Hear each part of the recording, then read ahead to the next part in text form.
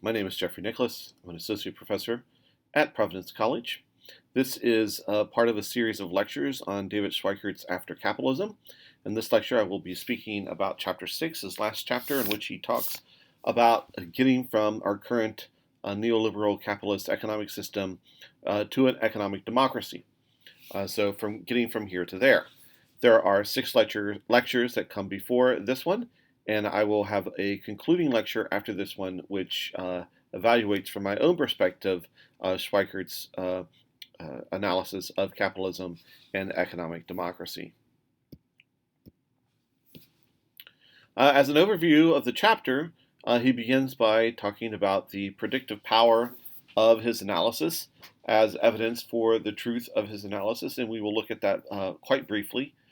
Then he proposes a reform agenda with 5 possible areas of making proposals, and then various proposals in each of those areas. So democratizing labor, democratizing capital, establishing full employment and fair trade, and democratizing democracy. Then he goes into a more or greater analysis of the practical steps of getting from the reform agenda to an actual revolution where we have economic democracy established in our society. And there is a radically quick way, a radically slower way, and then a slower still way, which we will discuss. He also discusses the importance of having visions to motivate us to advance our reform agenda and to move from our current system to an economic democracy. And he talks about personal steps that we can take in terms of achieving an economic democracy in this world. I'm going to go through some of these, not in a lot of detail, and some of them in a little bit more detail, and that just emphasizes my own interest and the power, or at least what I think of as the power of some of Schweikart's ideas here. And I encourage you, as always, to read Schweikart's chapter either before or after, or in fact both, listening to this lecture and enjoying a dialogue on the YouTube channel. To begin, Schweickart talks about the predictive power of his analysis to justify the truth of the analysis. Again, he wrote After Capitalism originally in 2001, revised it and published it in 2011. And so he's writing from the perspective of 2011. Of course, it's 2020 when I'm recording these lectures, so we can talk about the predictive power that he has in 2011 and the continuing predictive power of today. And of course, what he argued in 2001 was that all roads lead to capitalism, and to neoliberalism. And in fact, what we see in the history of the last 20 years is that neoliberalism has become ever more accepted across the globe. When we talk about neoliberalism, we talk about a different form of capitalism where we take back or cut back on some of the social programs. So these are the austerity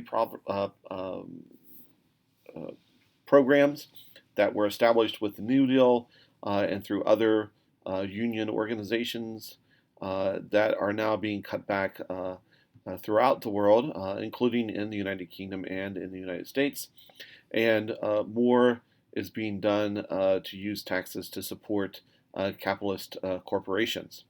So Schweickart writes on 172 that stagnation, together with gradually rising global unemployment and suddenly worsening inequality within and among countries, may be the best that can be hoped for, short of radical transformation. And certainly in 2011, when Schweickart was publishing the revised version of this, it seemed that, in fact, that would be the case and that we would have ever worse inequality and global unemployment.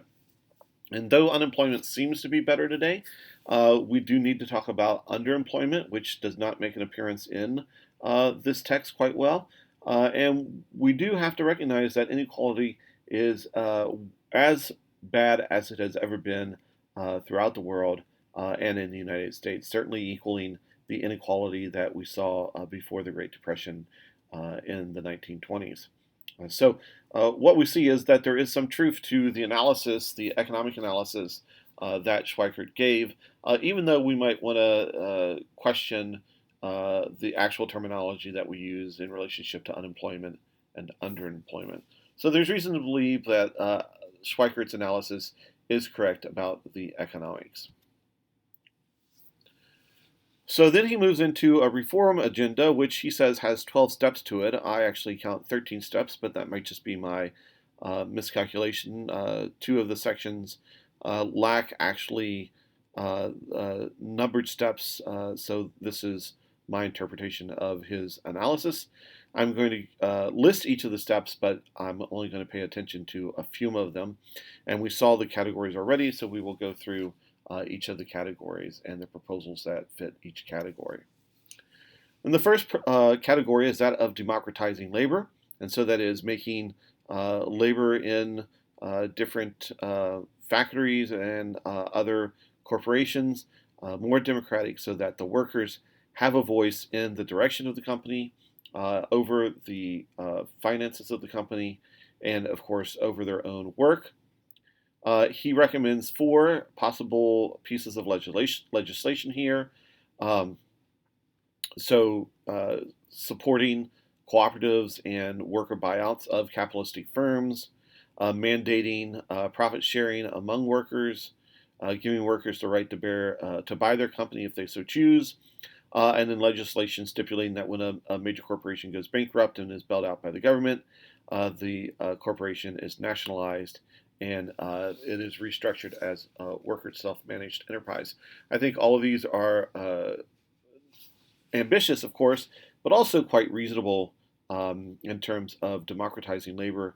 And as we saw in earlier chapters, it is worker-owned cooperatives that have been successful over the last 100 and 150 years and can compete with normal capitalistic stocker-owned corporations.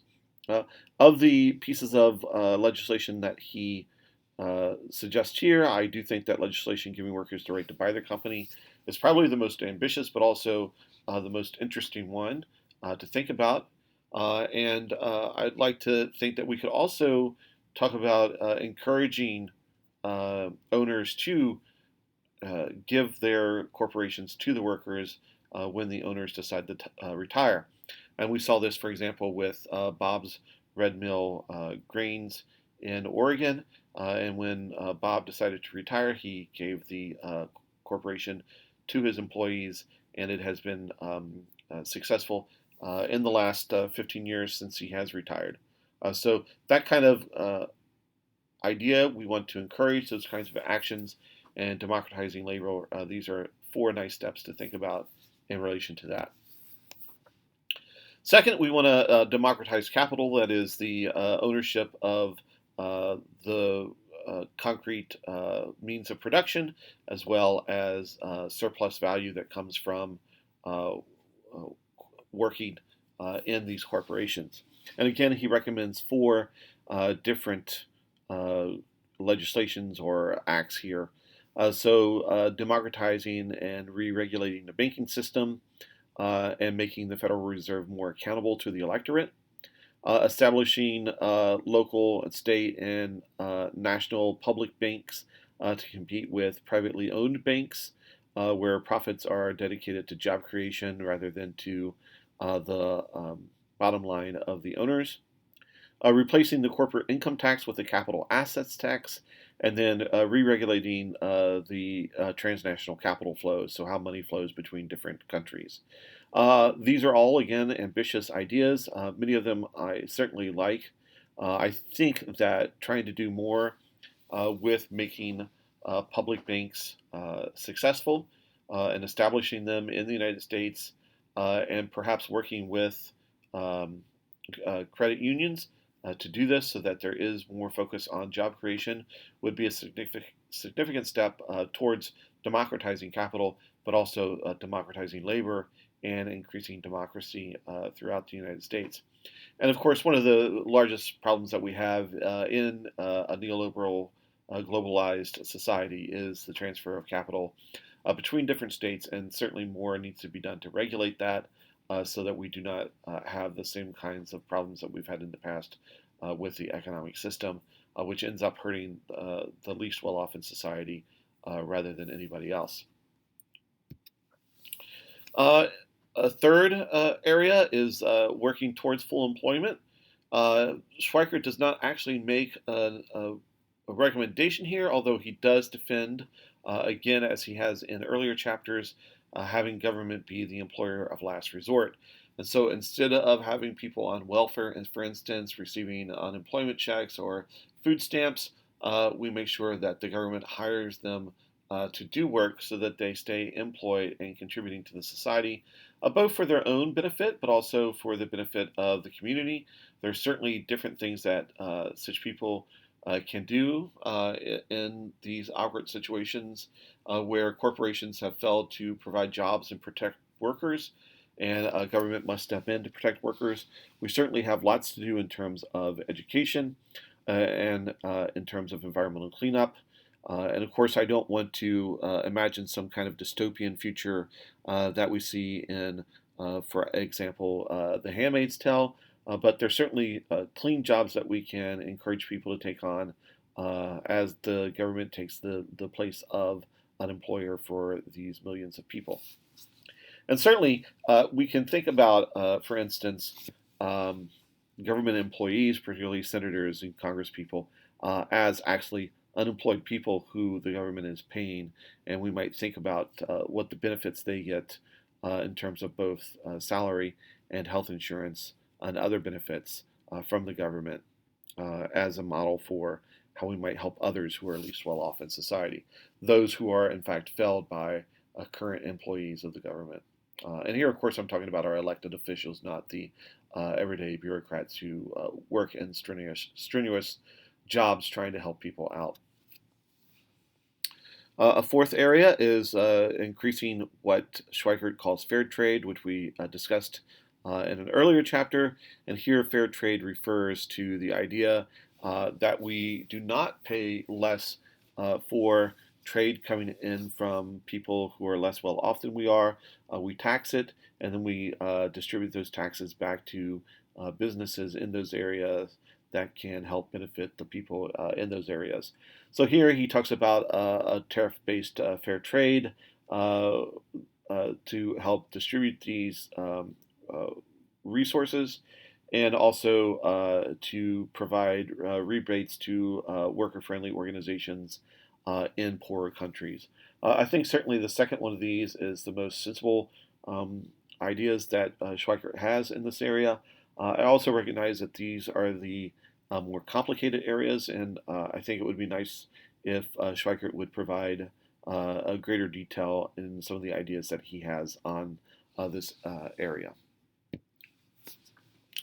We come to the next area, which is democratizing democracy. Of course, we are all aware with the idea that democracy simply doesn't work the way that we would like it to in the United States as well as in other countries. And this has nothing to do with particular individuals that are elected, although we might talk about that, but with the whole way that the election process takes. I am recording this video in February of 2020. The Democratic primary, so-called, has been going on for a year, even though votes were only held a month ago. And much wealth has been spent on this. Many reports about the $400 million that Mayor Bloomberg has spent in his campaign to win the Democratic primary. We could also talk about Tom Steyer. We can also talk about Bernie Sanders, who does depend upon everyday people and does not accept donations from billionaires, but is still required in order to run a campaign, a successful campaign, to raise millions of dollars to do this sort of thing. So one way to help democratize democracy is a wealth tax. This is different from an income tax. So here we're talking about the wealth that people have in terms of their capital assets and taxing that at significant rates. Schweickart goes into some detail about why this needs to be the way it is, because if we don't tax it at 90% plus, then the people at the highest levels will still be making more than any of us could make in our lifetime. And so it would not actually help increase equality. And then, of course, something that's been in the news for many years now, which is campaign finance reform, which we've seen, of course, our elected officials incapable of taking any actions on because they are the ones who benefit from the lack of campaign finance reform. So again, two, I think, very important pieces of legislation that we might aim at. And for my own purpose, I think it's campaign finance reform that we must spend much of our time on because none of the other pieces of legislation will go through because it hurts people so much who hold elected office.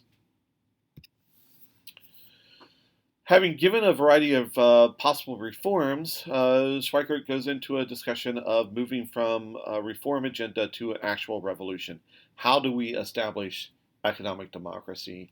And the first two possibilities that he discusses depend upon a failure of the economic system. So that, in other words, the economic system goes into another great recession or even a depression, and people realize that capitalism has failed. And so, in that situation, he imagines the radically quick revolution where the economy has completely failed, a strong left-wing government, and certainly that means something left of Bernie Sanders, is elected into office, and they only have to take four steps to establish an economic democracy. First is to abolish all enterprise obligations to pay interest or stock dividends to private individuals or institutions. If capitalism has failed, then these private individuals and institutions do not deserve the stock dividends or the interest that we would normally pay to them. Second, declare all legal authority over businesses of a certain size to reside with workers, one person, one vote. So again, this is democratizing the workplace itself. And Schweickart is careful to say that this would not apply to small businesses that only have 4 or 5 or maybe even 10 workers, but there's a certain number, say 50, where we'd want to say this needs to be democratized. A flat rate tax on assets of firms, so the capitals, the land and the buildings and materials that these firms have. This flat tax rate, as we know from earlier chapters, would go back into local banks, which would distribute it to, of course, increase employment in the regions that they are the banks for. And this, of course, means that we have to nationalize all banks. 4 easy steps, certainly ones we could have taken after the 2007-2008 economic crisis, ones that we failed to take. And it would be nice if we did not see a similar problem with the economy as we did in 2007-2008. But the problem with capitalism, as Schweickart has argued all along, is that it leads to these crises periodically, and they get worse and worse as we go on. But let's say that we want to take a slower process here because we want to convince people to actually buy into economic democracy. And lots of people today, particularly in America, own stocks as part of their retirement plans. And so if we say we're going to stop paying benefits to those who own stocks, retirement plans are gone.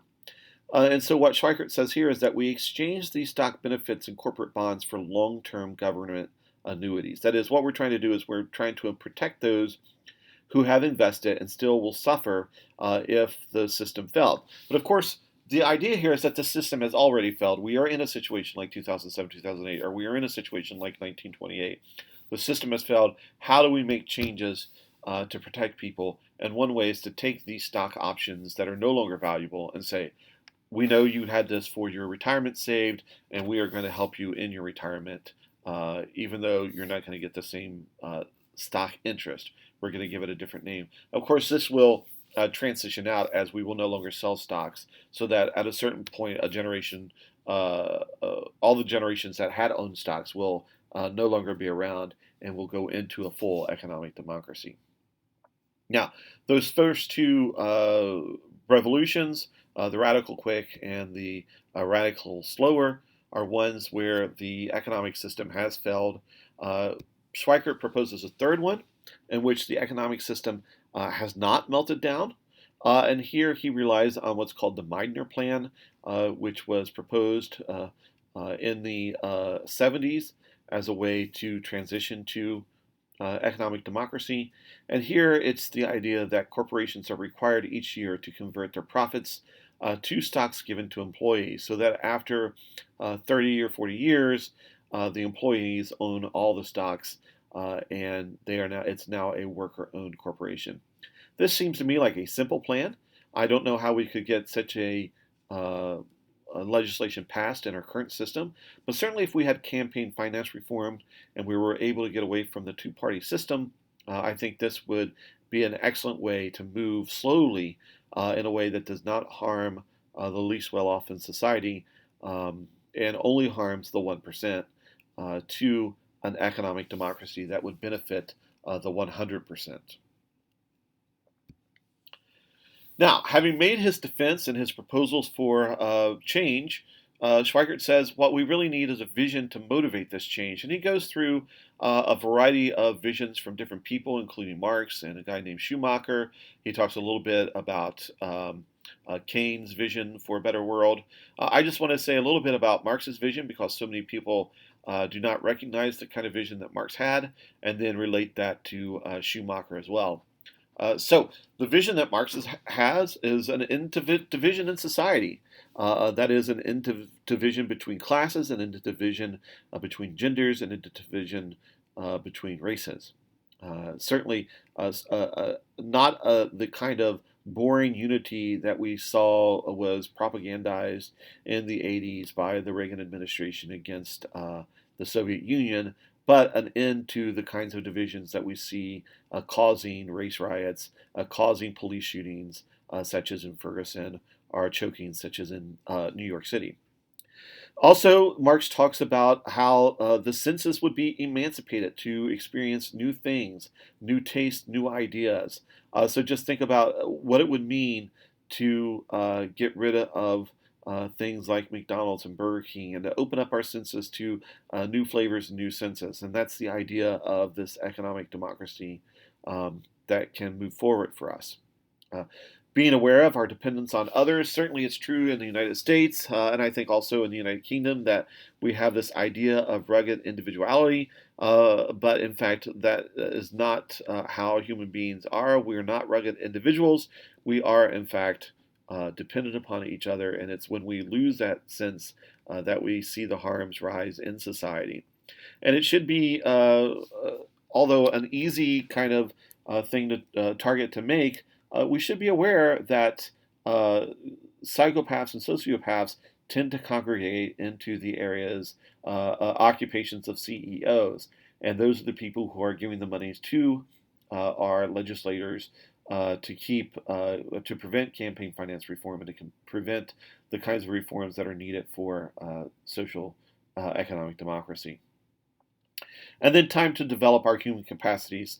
We've talked about overwork in previous chapters, and what we see today is that we simply do not have the ability to develop the capacities that we have for a variety of things.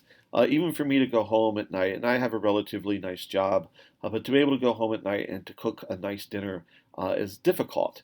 And I certainly don't have the time to cook the way that I would like to experiment with new foods, to try new wines, and those sorts of things. Under economic democracy, we would have the possibility for developing those human capacities. That is Marx's vision, one that I think is fairly attractive if we separate it out from what is normally thought of as Marx, and one that could motivate certainly a change to economic democracy. Schumacher is another person who talks about a vision for the better world, and I like the way that Schweickart summarizes Schumacher's idea, which is to attain the maximum of well-being with the minimum of consumption. And Schumacher, more so than Marx, talks about our need to live within our environmental constraints, something that is pressing down upon us in the year 2020 as we see sea levels rise and the heat rise across the world. What can we do on an individual level? Well, there are three areas that Schweickart talks about here. Getting our house in order. So living the kind of life that we think aligns with the vision that we have of our future. So getting out of the rat race, living more in conjunction with others, living more in line with a sustainable society.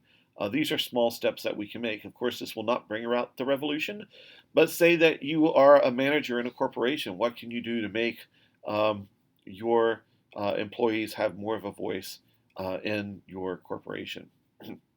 Spending time working with others to alleviate a concrete social problem.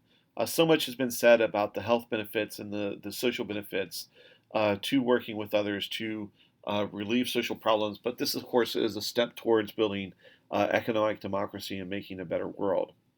And then building a large, coherent political movement nationally and internationally to bring about economic democracy is something that we can each dedicate some time to, if only educating ourselves and educating our children and friends about the possibilities. So these are the steps and ideas that Schweickart proposes in Chapter 6 of his book to move to the economic democracy that he defines and defends in the earlier chapters of his book. Thank you for listening.